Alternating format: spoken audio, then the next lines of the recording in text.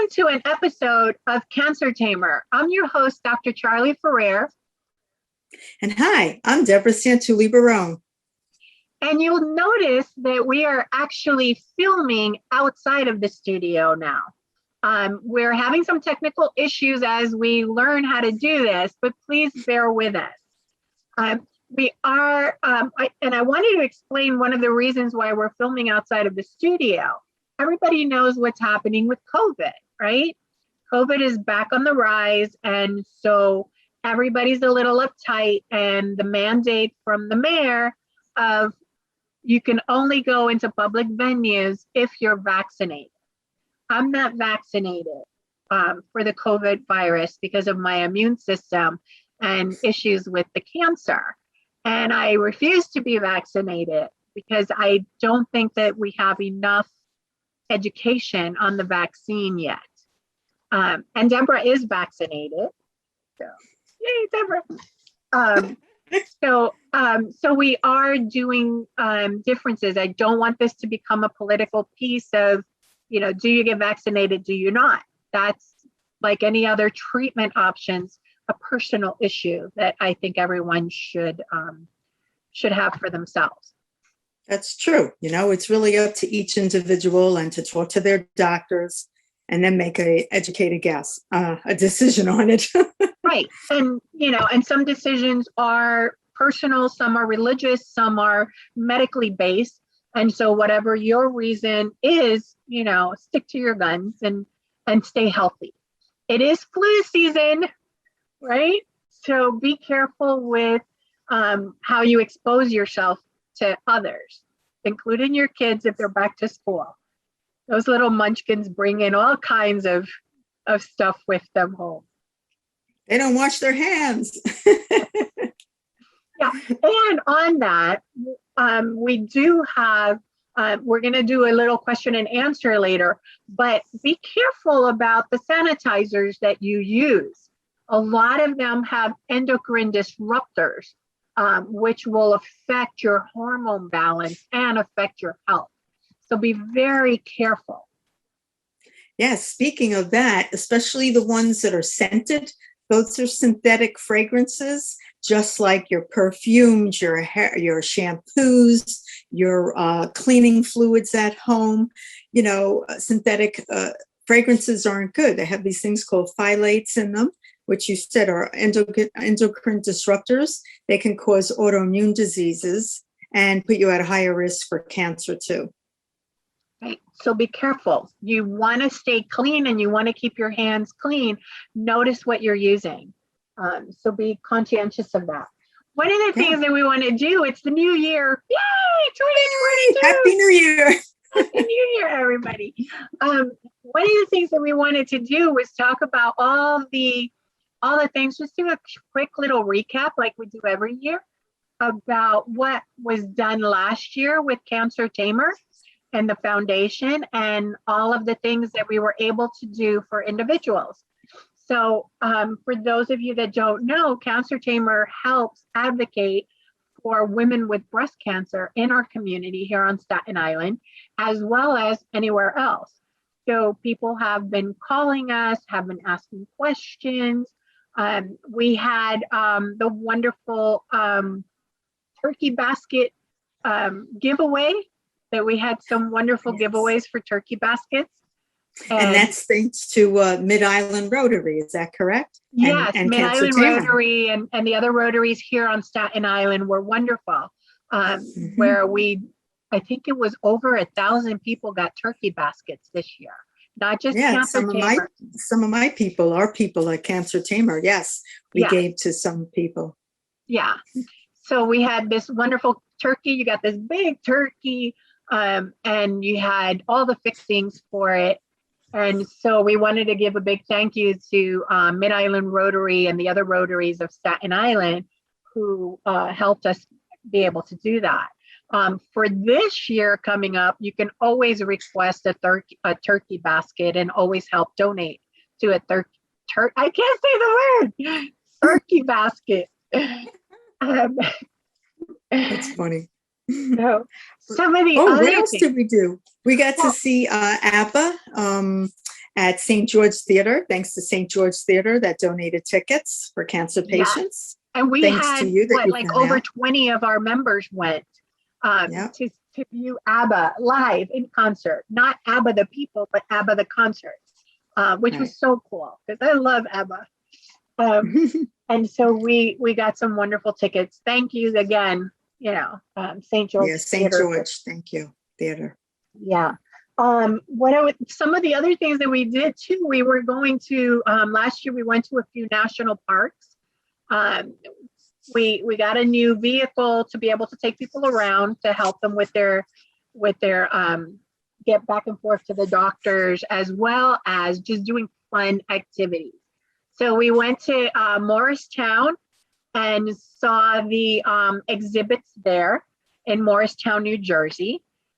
My favorite was seeing Thomas Edison's home and seeing his workshop. So Thomas Edison, the light bulb guy. In case, and I have to say that because, in my head, I always just thought, oh, light bulbs. Okay, big deal, right? But when you stop and you look at it and you go to his place, it was actually 4 stories of all these things that he was inventing and helping others and promoting others. And his library was 4 floors tall. He had a lot of patents. He had not like patents, he had like 10,000 books. And I loved that he had this little cot on the side in his library where if he got really tired, he would take a nap. That's what you need. That's right. And he invented the phonogram, so you could hear, so our records. And then I started thinking, oh my God, and he was connected to the telegraph, and I thought it was so cute because he named his nicknames for his kids were Dot and Dash, because you had if you remember the telegraph, it was a lot of dots. It was a Morse code. Right. Dot, dot, dot, dash, dot, dot, dot, dash. And each one specified a letter. And so he, very cute. He named his kids Dot and Dash.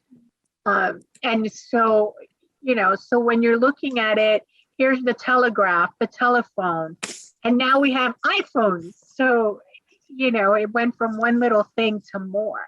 And the reason I'm bringing that up is because imagine what you can create. If you work long hours and don't get sleep, right? You can do all that. Or even, creating a story, creating a musical, creating, your own memoirs. There's so many things that we can create that we forget, even if it's something as creating, food and recipes and things like that. We can be very inventive when we want to. That's true. Well, I got to see the Van Gogh exhibit in the city. I think they do ask for COVID testing documents. They usually limit it to only certain amount of people in the place, but it was beautiful. I did this catacombs, and that was like in the village. And it was the old St. Patrick's Church before they built the real big one up in the 40s. And then I just saw the Michelangelo exhibit of the Sistine Chapel painting on the ceiling. So there are still things out there. We have to see how many people they allow in and who can go and who can't go. But the national parks, like you said, anyone can go to. So that's a good thing. Yeah. And the national parks, they're open. They do request that even on the premises, whether you are vaccinated or not, you wear, covering. And that's fine. Right. So when we went to the parks and our group went to the parks, everybody would have their mask and stuff. The other thing that we did was we gave away lymphedema pillows again. We actually gave lymphedema pillows as well to Project Hospitality because they run a homeless shelter where the individuals, they don't have beds, but they have chairs. So the individuals are sitting up while they're taking a nap for the night. And so we gave away some of the lymphedema pillows so that they could have it as a pillow of their own. And so that was something that we were very proud of, to be able to Yes, use. and proud of you because you're the one who found someone to make pillows Yeah. and beautiful designs on the pillows. So thank you, Yeah. Charlie. Yeah, Camille was very wonderful on making the pillows for us. Yeah. And she did them in memory of her mom, who had passed away from breast cancer. So I thought that was really Uh-huh. wonderful. So honoring her, for that. The other things that we did too was we did workshops. For those of you that don't know, we have workshops online through Zoom. And so if you go to our website, cancertamer.org, you can see some of the various different workshops and connections that we have for individuals. And so we've had quite a few workshops online. One of my favorites is called Reducing Your Financial Toxicity, which we'll be doing again next month. And it talks about all the ways that you can lower your expenses. Especially while you're going through cancer, because of the fact that you may have limited resources, or you have your expenses become too high because you're doing all these you're buying new medicine, or you're buying gauze pads after your surgery and things like that. So being able to bring some of your credit card debt down, and being able to do that. And so that workshop, which is reducing your financial toxicity, actually talks about all the different things that you can do to help yourself out, to be able to control the expenses in some way.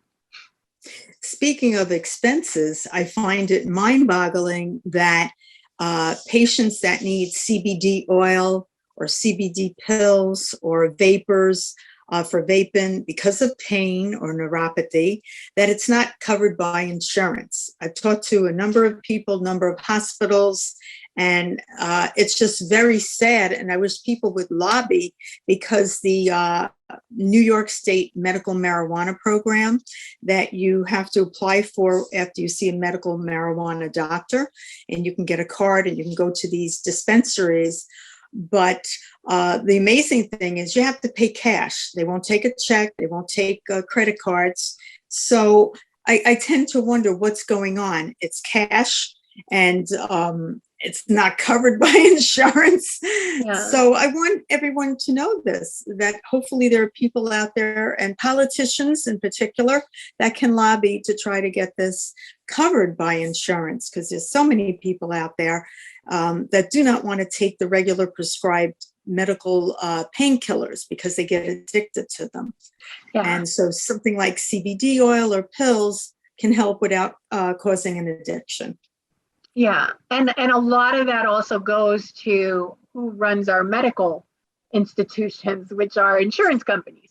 When you stop and look at it, because they say, well, I'm not going to have you do this test or that test or this medicine or that, so we do have to realize how, who's really going through and dictating what we can and cannot have. And one of the things that we always advocate about is the fact that, make sure that you ask your doctor to fill prescriptions. Anything that you need should be on a prescription pad. Something as simple as gauze pads. Your insurance covers the cost of gauze pads. And most people say, oh, well, it's only a couple of bucks. So let me break it down for you, just in case you forget what a couple of bucks are. You can get a box of 25 gauze pads, 25, for about $6.50, maybe $7.25. And you figure, well, I can afford that for the month. Here's the piece that you're forgetting. A box of 25 gauze pads is gone in less than a week. Because if you had surgery on both breasts and you had a mastectomy, you need to change those gauze pads at least 2 to 3 times a day. Those gauze pads, you're using at least 2, maybe 4 for one breast. So now you're down to 4 a day, one time, times 3, that's 12. Your 25 pack just lasted you 2 days. So since you have 7 days in a week, let's do the math. So if we say roughly $7, So you got $14 now in 2 days. Times, there's 7 days in the week. So if you're doing them in 2 days, you got another 4. So 4 times 7 is 28. So you're spending $28 a week on gauze pads. 28 times 4, right? So now you're already at close to $90 right? So $90 a month on gauze pads. And you're going to need gauze pads for at least 3, maybe 4 months until you heal. And if you're getting, replacement surgery and you're having reconstruction done, now you're up to another 6-7 months of doing that. So your gauze pads are going to cost you at least $1,000 a year by the time you're done. So this is why I say, why are you going to spend that? You think it's only $7 a month, but it's not. You already have us at $90 for 1 month. And is the gauze pad the only thing that you're going to need? No, you're going to need other things that you're paying for, like vitamins and zinc and, prescriptions. So ask your doctor to write a prescription for gauze pads. It's that simple. And your insurance would then be able to cover it. That's great. And it's under durable medical equipment. Same thing with Styrofoam. Styrofoam are these yellow pads that you can put on your wounds to help you heal. They won't prescribe it unless you ask for it. With all the complications I had, I was using Styrofoam all the time to help heal, especially when you have such deep cuts. And so, again, something that your doctor has to prescribe, because those puppies are $1 a piece. If you're lucky, you can find them for 75 cents. But again, how many are you using? How many days? So I was already at $60 a day for Styrofoam, or not a day, but a month. So 60 for that, plus the 90 for the gauze pads, so you're already at $150. So notice what you're spending, because all of these little things add up. It's kind of like going to the dollar store. You never get out with $1. You spend like $40, $50 after. So notice and ask your doctor to to write these prescriptions for you. It's no skin off. What I find, go ahead. I'm sorry. Go ahead. Yeah. What I find strange too is that recently a family member of mine, I was trying to find a integrative medical doctor, and they have a great one at Cornell I had been to. My insurance covered it. So when I called, they said that they didn't take one of the insurances that my family member had. So I said, okay, fine. I will pay cash, check, credit card for my own money.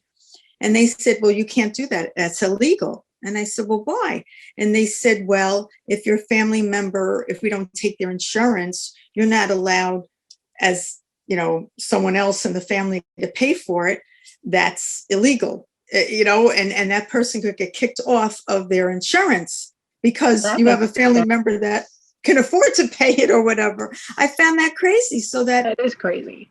Yeah. So I can't bring this person to this great, integrative medical doctor. And the reason why I wanted to pick that one, because it's based out of a hospital. It's not one of these practices that are private, that normally then you're getting sucked into buying their vitamins, their detox, whatever. They're not selling you that. They're telling you what you need to do to stay healthy.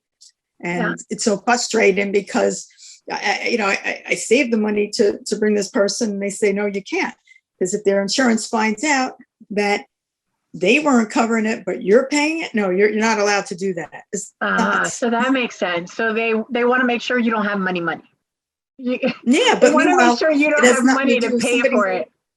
Yeah, but yet it's an independent person, who's older than 16.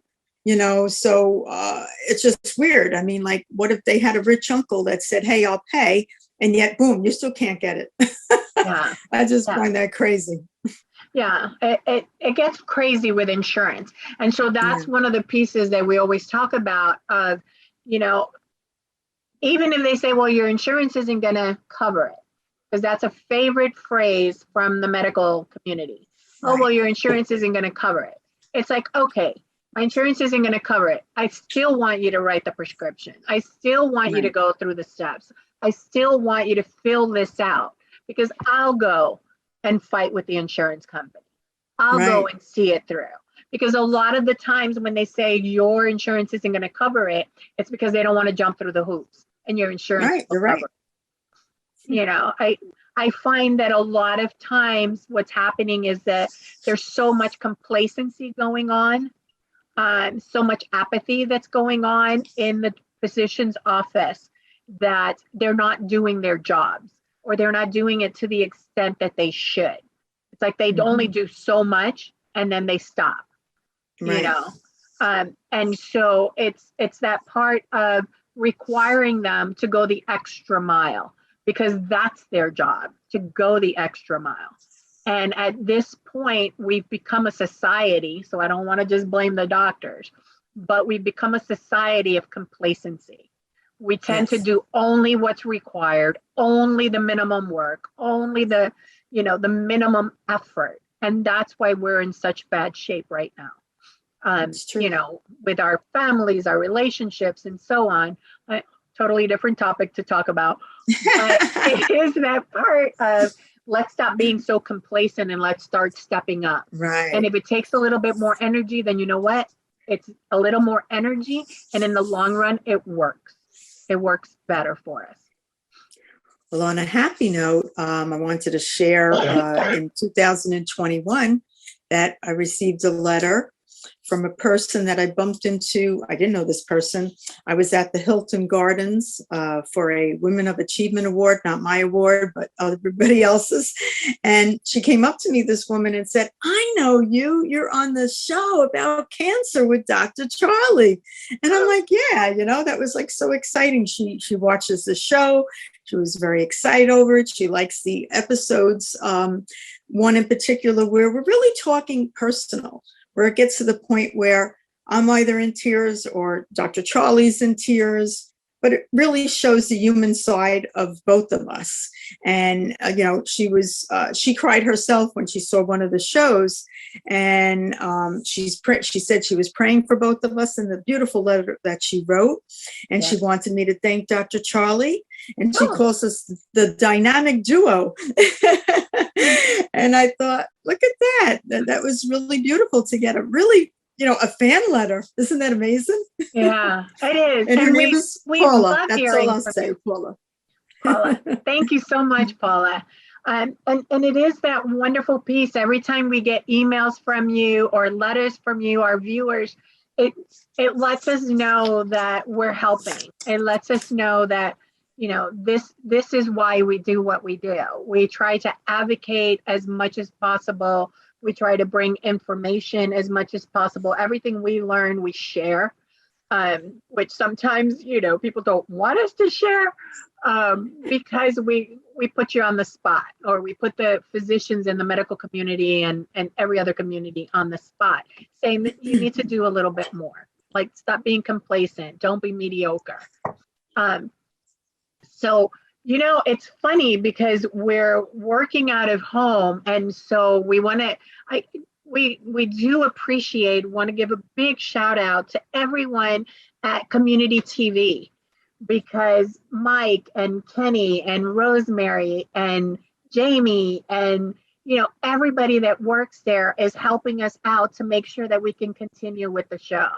Yes, and Darlene too, and all the other people that call us. I don't remember everybody's name, but thank you for all your help. Yeah. And for those of you that don't know, our program is shown on community television, channels 34 and 35.